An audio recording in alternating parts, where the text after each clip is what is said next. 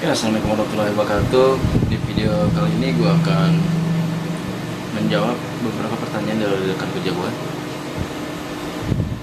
yang mana seputar akuarium laut. Jika ada kesalahan dalam jawaban, teman-teman bisa tulis di kolom komentar, karena kita di sini sama-sama belajar, sama-sama koreksi jika ada salah. Oke, langsung aja kita ke pertanyaan pertama. Guys, mau tanya untuk perawatan ikan laut akuarium, faktor apa yang paling susah dalam menjaga perawatannya? Terima kasih. Pertanyaan pertama datang dari Bang Awi. Pertanyaan adalah faktor apa yang paling susah dalam merawat akuarium laut? Oke.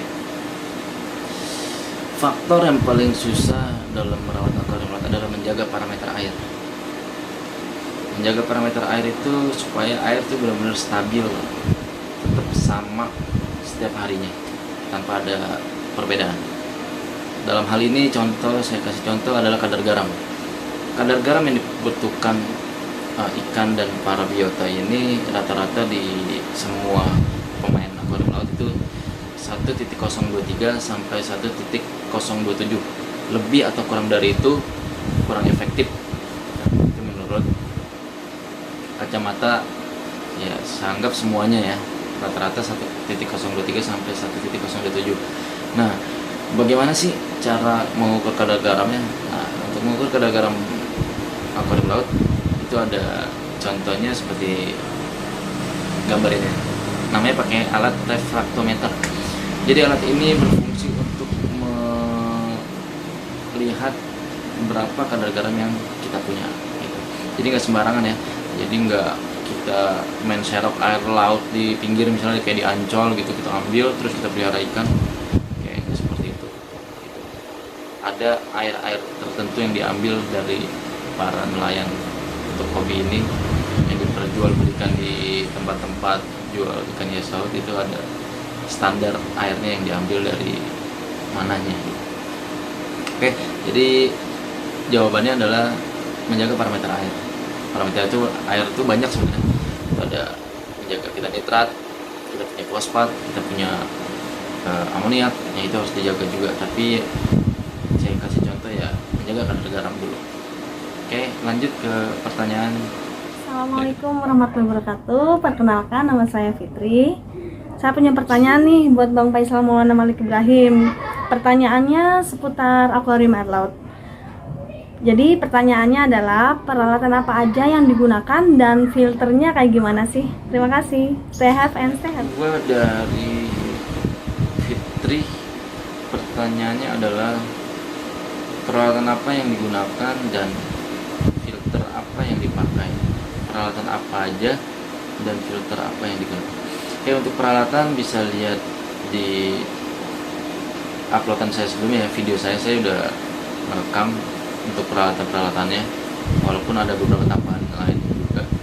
Nah, untuk filter, rata-rata filter yang digunakan adalah filter SAM filter. SAM filter itu bisa di belakang, samping, ataupun di bawah. SAM filter itu akuarium tambahan untuk menyimpan atau meletakkan beberapa komponen akuarium air laut. Contoh seperti rumah bakteri, skimmer, ataupun refugium. Jadi semakin besar SAM filternya, semakin baik, semakin efektif. Karena untuk rumah bakterinya semakin banyak juga mengolah bakteri baiknya, sehingga air pun menjadi jernih dan terkontrol segala-galanya seperti nitrat, fosfat, dan amoniak. Dan juga untuk naruh si skimmer. Jadi skimmer itu tidak merusak pemandangan kalau ditaruh di tank. Jadi ada tempat di SAM gitu. Untuk menaruh skimmer juga bisa menambahkan refugium. Jadi saya katakan untuk pertanyaan dari Fitri ini, jawabannya adalah menggunakan SAM filter. Itu untuk main akuarium lebih efektifnya. Walaupun pakai filter talang, kanister, terus juga filter gantung, ada beberapa reverse menggunakan itu, tapi menurut saya efektif menggunakan SAM filter. Oke, itu jawaban dari saya. Selanjutnya ingin bertanya tentang seputar anemon. Mungkin ini juga pertanyaan yang dipertanyakan oleh reverse pemula. Jadi bagaimana sih agar anemon itu tidak berpindah tempat di dalam akuarium. Serta spesifikasi lampu apakah yang baik untuk fotosintesis anemon. Pertanyaan dari Taufan, anemon itu kenapa sering berpindah-pindah, tipsnya diapakan, lalu menggunakan lampu apa spektrumnya untuk berfotosintesis.